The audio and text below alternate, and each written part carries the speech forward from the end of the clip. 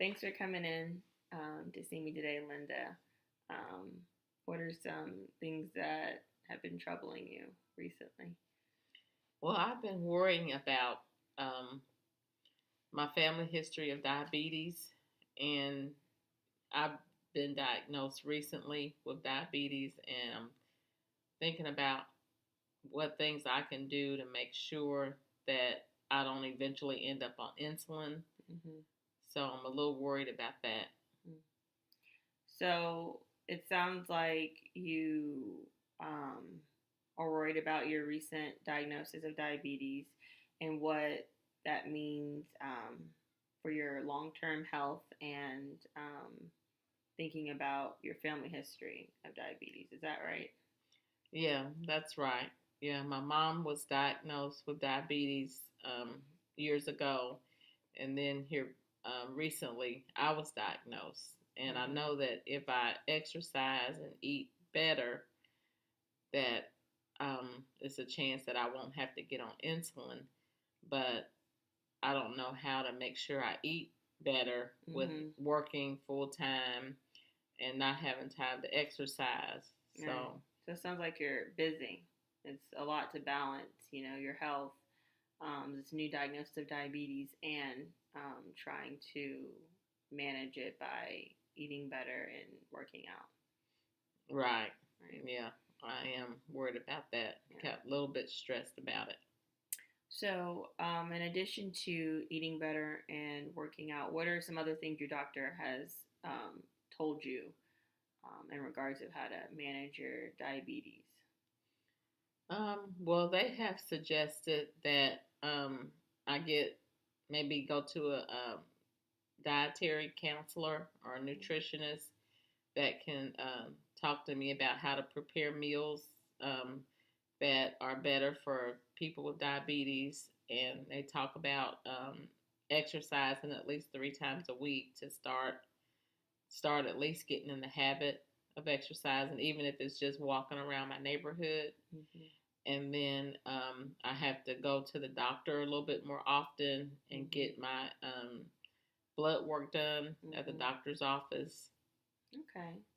Um, a good thing, if you're interested, is that we have actually a dietitian and a nutritionist at this agency. So if that's something you might be interested, after our meeting today, I can get you her contact information. I can set up an appointment for you if you like. Yeah, that would be good because I probably will need somebody to talk to about how to prepare my meals differently, and um, that'll probably help me get on track with that at least. Hmm. So, what are some ways you've been coping with your worry and your anxiety with this new diagnosis of diabetes? Well, I did actually start walking in my neighborhood, so just going for a walk and being more aware of the foods I eat and not eating, um, cutting back on things with a lot of sugar Mm-hmm. in it. And so I've already started doing that, and that helps me not to worry so much. And my mom, she's still doing pretty good with her diabetes, so I kind of listen to her advice Mm-hmm. and just try not to worry about it. Just try to actually act upon the things that the Mm-hmm. doctor has already um, given me advice on, Mm-hmm. and try not to worry. And I also go to church, so my faith in God and worshiping at church helps me not to worry and not to be Mm-hmm. so stressed out. Well, good for you. I'm glad you were able to identify 3 ways that you were able to cope by walking, and talking to your mom, and using your faith as a coping mechanism. It's really important to have good support systems in place. That's good to hear. Mm-hmm. So, do you have any other concerns or fears about diabetes?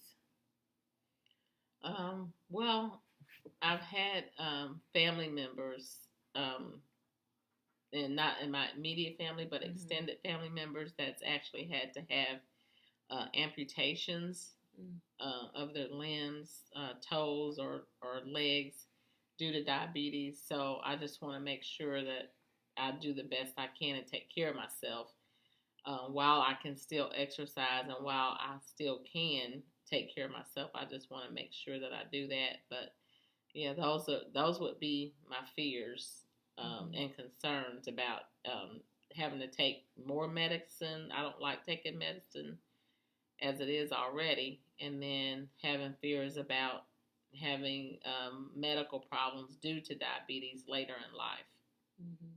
So you are concerned or afraid about having to take more medicine, or possibly having to have a limb amputated because of the progression of diabetes. Yes. Yeah. Yeah, that would be probably my greatest fear. Mm-hmm. And it's scary to think about. Um,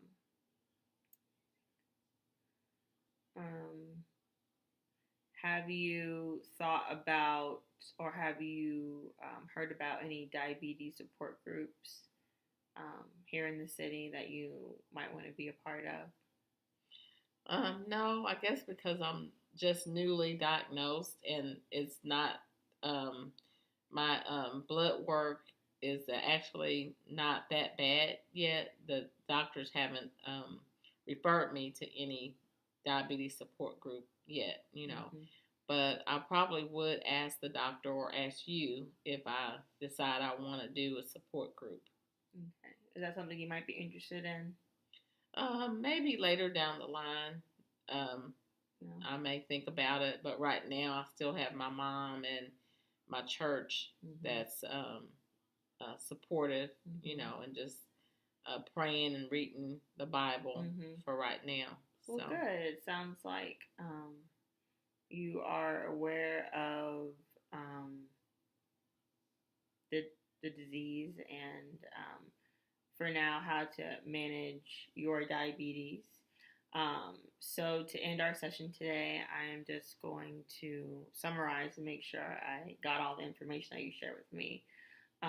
So you've been recently diagnosed with diabetes, and you express some worry because it runs in your family. Your mom has diabetes as well, and you're also worried about some of the long-term effects of diabetes, like having to take more medicine, having to have insulin, or worst case scenario, having to have a limb amputated because of diabetes. But it also sounds like you've established some good coping mechanisms to deal with your recent diagnosis, like walking and talking to your mom and being involved in your church.